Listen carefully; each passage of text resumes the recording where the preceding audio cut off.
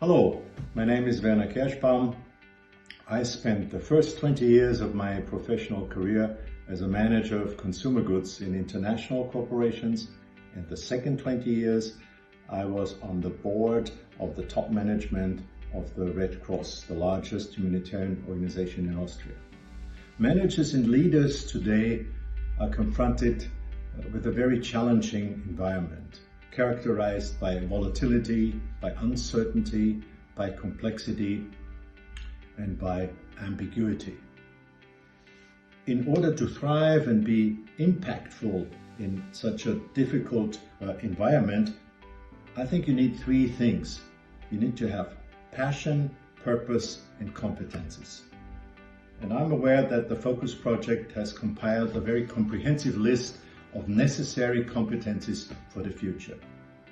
I was asked to pick one of these competencies, and within the next 3 minutes I will try to share my thoughts with you on the competence of systemic thinking, systemic management. And I would like to start with an exaggeration.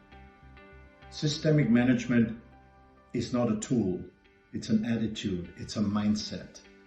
An attitude which understands, which perceives organizations as living systems, as systems that are self-steering and self-controlling, systems that are often referred to as black boxes. What do I mean by the expression black box? There is no clearly defined input-output relationship. So if you have the same intervention into a system 3 times in a row, you might end up with 3 different results, and you should not be surprised that it is so. The task of systemic management is to design your decisions, your intervention, your communication in a way that you meet the wavelength of the system. And in systems thinking, we often talk about successfully irritating a system to respond to our intervention.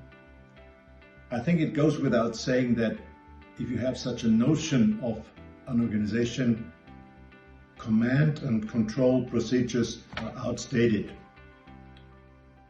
For a successful intervention in a system, you must make yourself familiar with the system. You must know the history of the system. You must be able to recognize certain patterns, and then your interventions will be successful.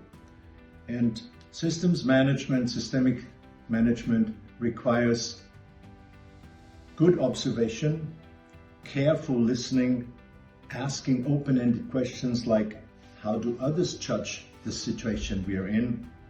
Allowing for different perspectives, sensing different contexts, and also the readiness to co-create solutions with your stakeholders. Systems management focuses on results, on solutions, and it looks for potential, for resources in every situation, even in bad situations. So the question we often ask in systems thinking is, what is the good in the bad? Everyone who is interested in systems management, I think, should bring to the table 3 things: humbleness, patience, and courage.